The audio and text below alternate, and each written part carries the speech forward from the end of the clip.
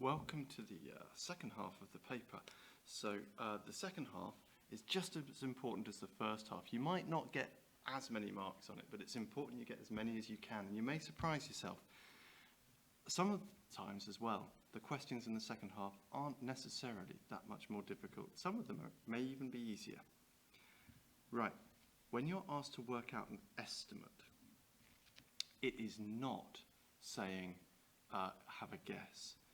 It's about approximating, and we do this by rounding everything to one significant figure. So if you're stuck on this, that's the thing that you need to revise for it, one significant figure. So 790 would round up to 800 because we're only allowed to use the one digit that's not a zero, and the zeros go in, they're called placeholders. 289, the first significant figure is the 2, the second is the 8, and so on. So you look at that, you want 200, but the 8 means we go up to 300. And again, 49 is almost 50, isn't it? That's going to round up to 50. Now that we've done that, we need to work out all of this. I could divide top and bottom by 10 before I even start by doing that. Then 8 times, in fact I could then do 5 into 30, 1 5 in 30, 1 5 and 5 and 6 5s in 30. So it's going to be 8 times 6 is 48, and then add the 2 zeros. 4,800 is the actual answer. Although that is going to be, because everything's been rounded up, a bit bigger than the real answer. That's the answer they're looking for. You could spend ages working it out properly using long multiplication and division and stuff, take forever, get it right, and you would get 0 marks, because what they want you to do is rounding. That's what you're being asked to do. Question 19. I love these questions because you can revise for these really easily. They're not put in some sort of weird context that you can't understand. So, expanding, use a grid if you're not sure. X times x is x squared. X times 4 is 4x, so it'll be negative 4x. And that is it. For 1 mark, you have to get it all right. X squared take 4x. Factorizing is going the other way. So if you think about, what I mean is, the answer is 15y take 10, and what you're looking for is the highest common factor, the number that goes into both of them. Now there's only one number apart from 1, and that's 5, goes in. So 5 is going to go outside the bracket, and then you're thinking, how many 5s make 15? 3, but we want 15y, so it's got to be 3y. And then how many 5s make 10? It's 2. So because we need a negative, it would be negative 2. So it's 5, and in brackets, 3y take 2. Now there's 2 marks for this bit, so if you do one thing right, then you'll get there. Now you've got 2 ways to do this. I'm going to show you both. You could expand by doing this process here, which would give you 7f take 35 equals 28. And then add 35 to both sides, which will give you 63.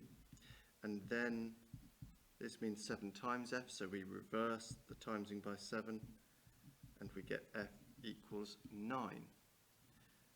Another way you could have done it, if I started up again, is instead of expanding, I could say, well, I could divide by 7 at this point, because all of this is being times by 7. That would just leave me with f take 5 equals 28 divided by 7 is 4. And then we add 5 to both sides. So in this case, this is easier. But sometimes you have brackets on both sides, in which case you do need to expand them both like that. So 9 is your final answer. Question 20.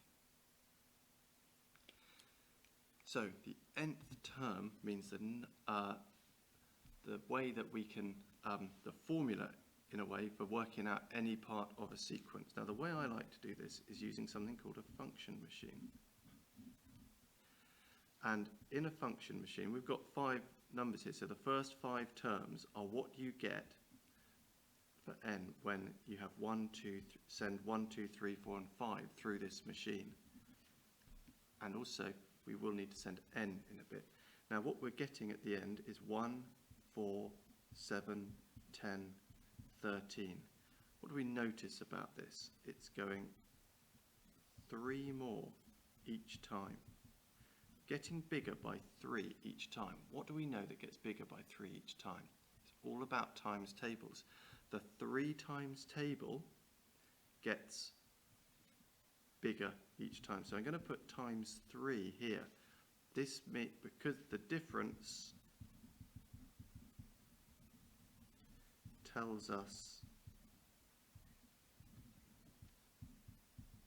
the times table. And then I'm going to say, right, that's going to be times 3 there. If I times the first 5 numbers by 3, I get the first 5 numbers of the 3 times table. And then I'm looking here and thinking, what do I do to these numbers to get those? And each occasion, these numbers are 2 less than that, so I could take 2. So this sequence of numbers here is just like the 3 times table, just with 2 taken off. Now, we're going to use this to get our nth term, because if I send n through here, if you times a number by a letter, you get that number of the letter, 3n. Now, I don't know how big 3n is. If I then take that through there, all I can say is that I'm going to get 3n take 2. And that is my answer.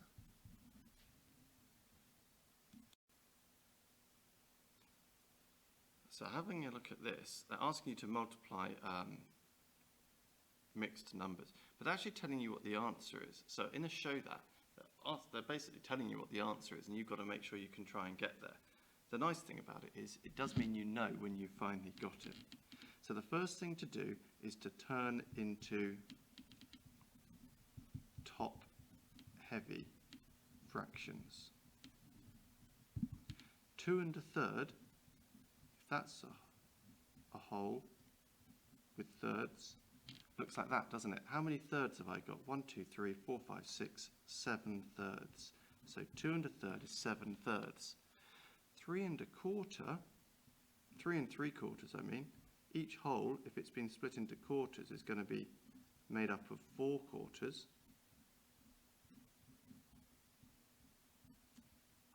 And then I've just got 3 of them left over. So I've got 4, 8, 12, plus 3 makes 15 quarters.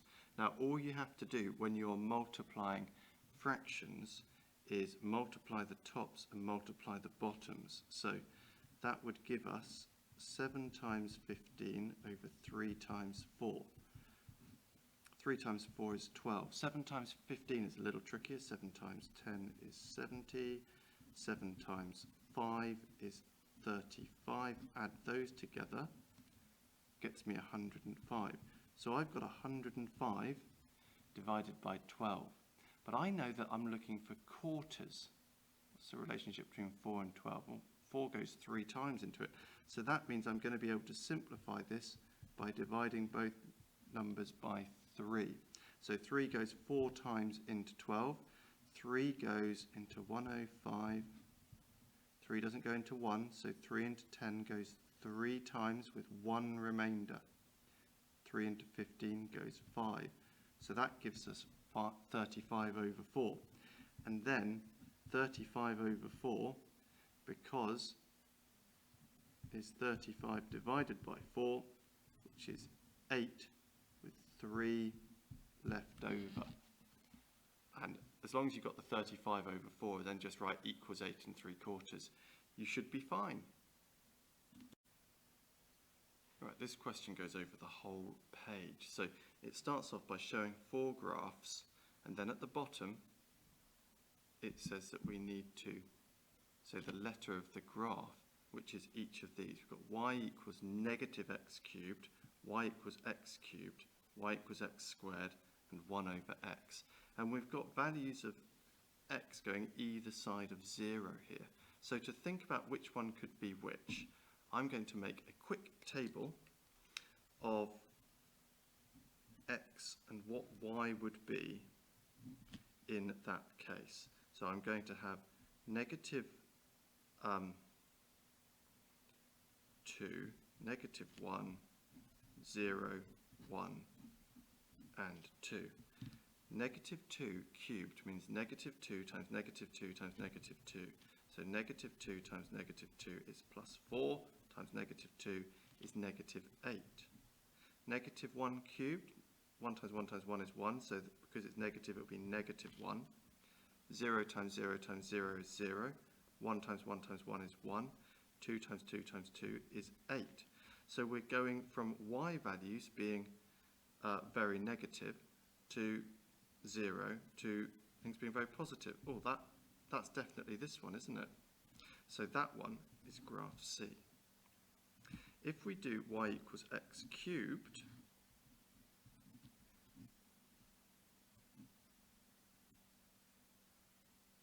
oh, hang on, I've done that wrong, haven't I?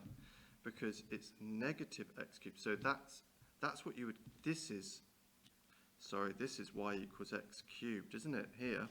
So that one there is C. And this one here is going to be the negative of that. The negative of negative 8 is positive 8. The negative of negative 1 is positive 1. Negative of 0 is 0 because it's nothing. Negative of 1 is negative 1, and the negative of 2 is negative 8, meaning that must be the opposite one up here, where we're going from positive values of y when we've got our negative values of x to the other way. So that was graph B, wasn't it? Then we only need to be able to work out one of these two to get there, and I would say this one is a bit easier than that one. So if you had x and y, and you've got negative 2, negative 1, 0, 1, and 2, the thing about square numbers is they're all positive, because a negative times a negative is positive. So x times x here would be negative 2 times negative 2, which is positive 4. Positive 1, 0, positive 1, 4. Which one does that look like? It's got to be this one, hasn't it? Because this has got negative values of y, whereas this is all positive. So that one there must be D. And I'm not even going to worry about the other one because it must be A. Here's a really simple question. It's about whether or not you know what the word congruent means. Congruent means identical, but it could be just turned round a bit different. So identical triangles are going to have the same size angles and the same size lengths. So we're looking for two which are definitely the same. Now I've got a 10 centimetre length there and an 8. Could that be the same? We've got an 10 centimetre. That's not 10 centimetres is opposite that. That's different to that one, isn't it? What have we got here? We've got 55 and 45. What do we know about angles in a triangle? They add up to 180, don't they? So that's 90, that's 100. So the other angle must be 80 degrees. I think this is the key, because if this is 80 and 45, the other one here must be 55. Now, not only are all of these angles the same size, but the side that is opposite the biggest angle is 10 centimetres there and 10 centimetres there. That means these two must be the same size triangles. So it's A and D. Percentage profit. So, if we want to work out what this percentage profit is, the first thing I think you need to do is work out what his profit is. So he pays £10 for 24 chocolate bars. He sells them all for 50p each. So we're going to get 1 mark for saying 24 times 50. Well, I think I might do 24 times 100 because that's 2,400. And then divide that by 2 to get 50 times it. That's going to be 1,200, and that's pence. So that is £12. So he sold it for £12. The profit is going to be 12 take 10 is £2. So you're going to get a couple of marks for working out what profit he's made. And then you need to have the profit divided by the investment, shall we call it, the initial amount of money. And then that makes it a fraction. And then a percentage is just a fraction that's been multiplied by 100. So 2 over, how much did he do? It was 10 times 100. So I think the easiest way to do that would be, I could divide that 10, but anyway, 2 times 10 is 20. So however you want to do it, that's where you get to. It's going to be 20%. Could have done 2 divided by 2 is 0.2. 0.2 times 100 is 20. So 20%. Here's a 5-mark question. So it's not one that you can afford to just say, I'm not going to give it a go. Take your time, see what you can do. Fill in what angles you can. Now when it starts talking about AED and ABC being straight lines, that's that and that. It's saying EB is parallel to CD. Angle EBC is 148. They always mean the bit in the middle, but it's kind of obvious because they've put it on here anyway. So all of this is just obvious. Just look at the diagram, really. Work out the size of angle EAB. So what angles can we work out? Now because we've got, and we must give a reason for each stage of our working, because we've got here this, if you imagine just sliding this up, that angle is going to be the same as that. But we need to give a reason. So I'm going to say AEB equals 63 degrees because it is corresponding, is the word. These are corresponding angles. If you can just slide them across on parallel lines, is corresponding to, that was ADC, wasn't it? ADC. So that's going to get us a couple of marks. You get 1 mark for getting that the angle is there and another for the reason. Then here, angles in a half turn sum to 180 degrees because it's a half turn, isn't it? Doing a 360 is a full turn. So we've got summing up to 180. So 180, take 148. I can't take 8 from 0, borrow 1, take 8 from 10 is 2, 4 from 7 is 3. That's giving me 32 degrees. So I've got 2 reasons. My third reason is going to be what I've got now is a triangle. Angles in a triangle sum to 180 degrees. So then I'm going to do 63 plus 32 is 95. 180 take 95. You can do it like that, or I actually favour a number line in these because it's very easy to get it out by 10 when you're doing this with the borrowing going wrong. So from 5 up to 100, 95 up to 100 is 5. From 100 up to 180 is 80, and 80 plus 5 is 85 degrees is the size of angle EAB. So that is the one that they wanted us to work out.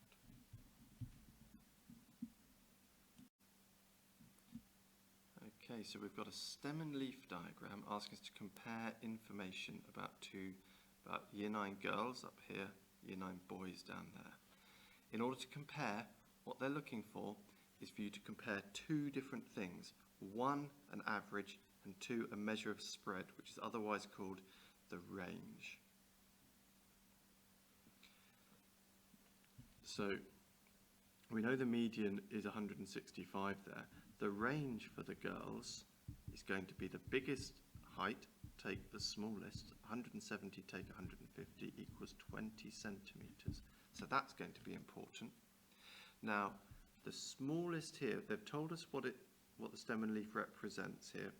115 slash means 158, and that is the shortest boy, isn't it? So the range, again, is going to be take 158, and the tallest boy is going to be that one, 182. So a stem and leaf diagram, it's kind of like a bar chart made up of the numbers, the data that's there. So 182 take 158. Let's do that on a number line again. 158 up to 182, so we're going to stop at 180 and we're going to stop at 160. That's going to give us 20 from there to there, give us 2 from there to there, and another 2 from there to there, giving us 24 centimetres. So the boys' range is a bit bigger. That's going to get us a mark when we say that. And the other thing we need is the median. So that is the one in the middle. So you have to do this carefully. If I cross out the biggest and the shortest, then I go again 180 and 159.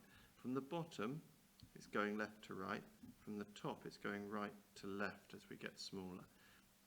The fourth one, the fifth pair, the sixth pair, the seventh pair.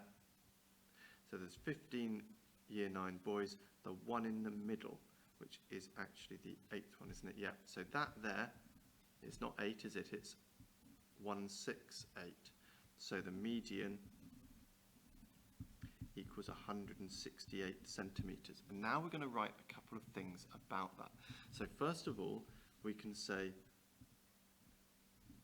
the boys are on average, because the median is an average, 3 centimetres taller than the girls. Then we also need to say something about the range. Their range is 4 centimetres bigger than the girls. And you need to say something about what that means. Meaning that their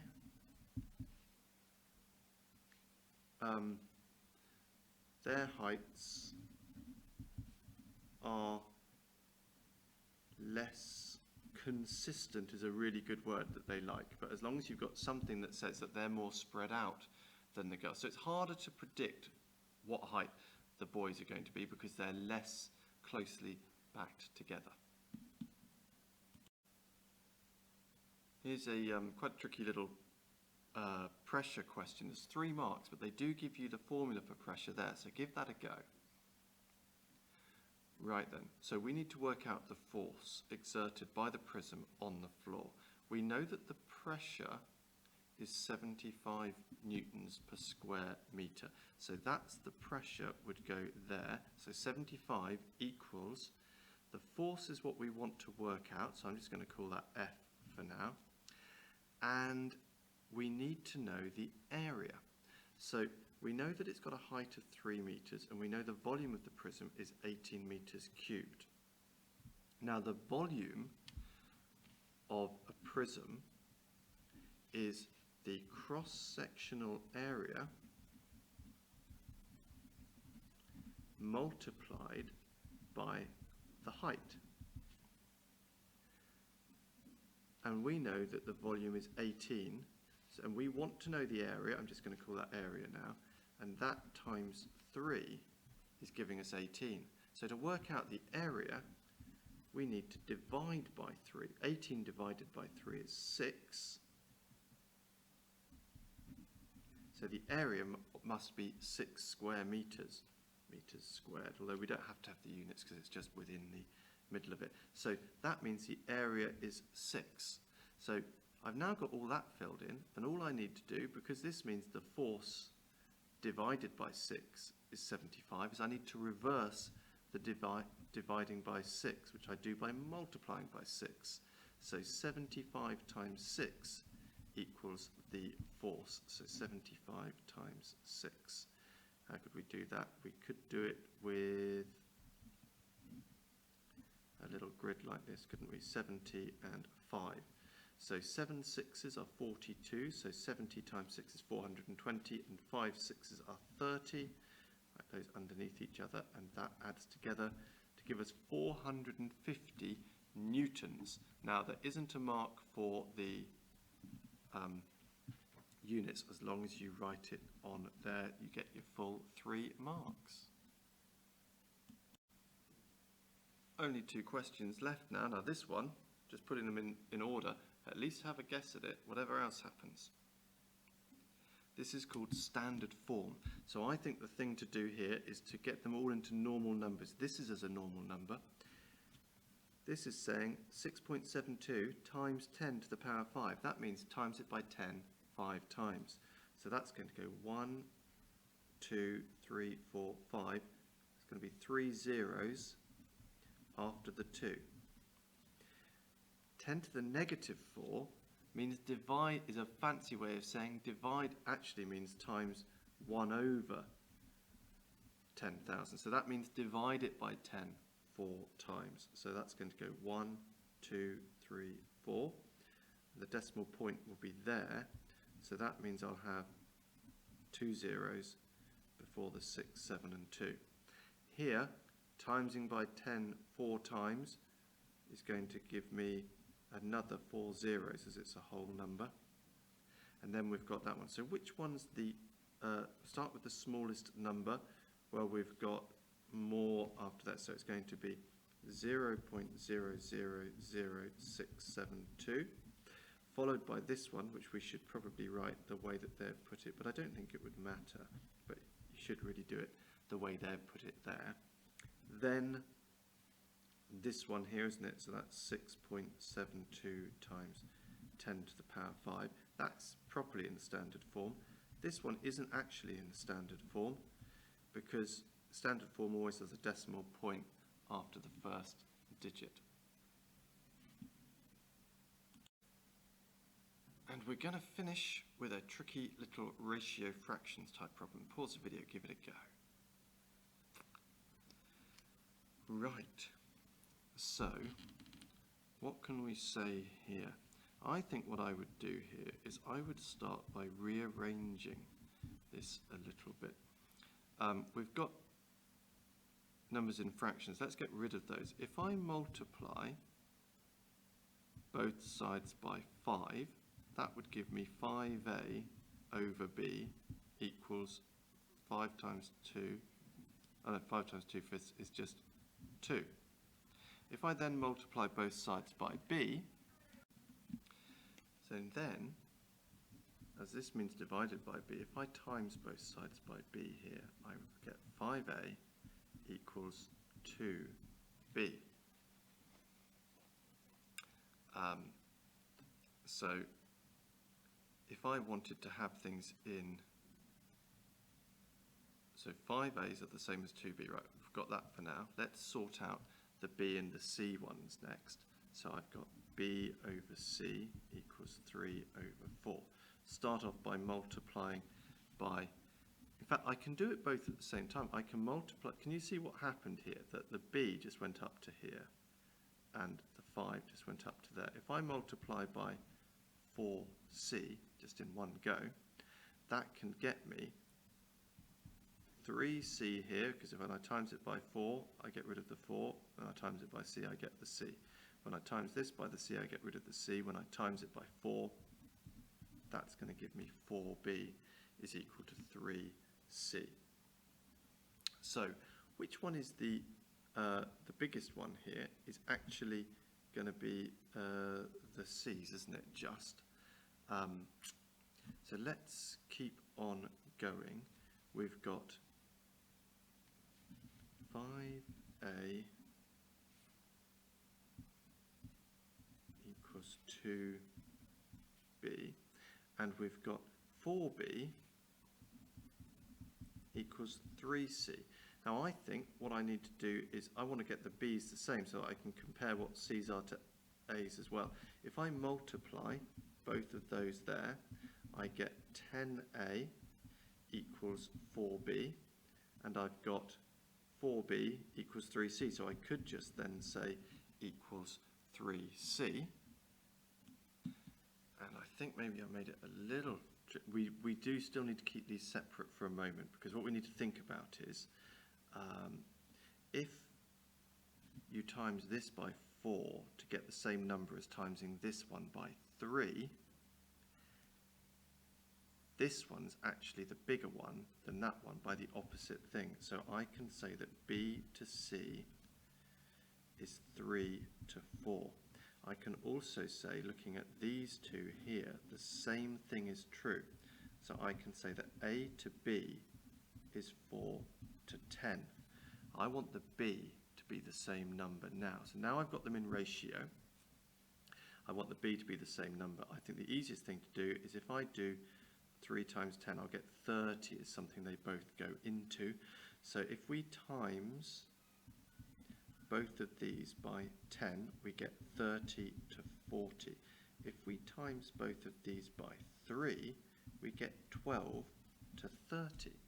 So at this point we can say A to B to C is 12 to 30 to 40.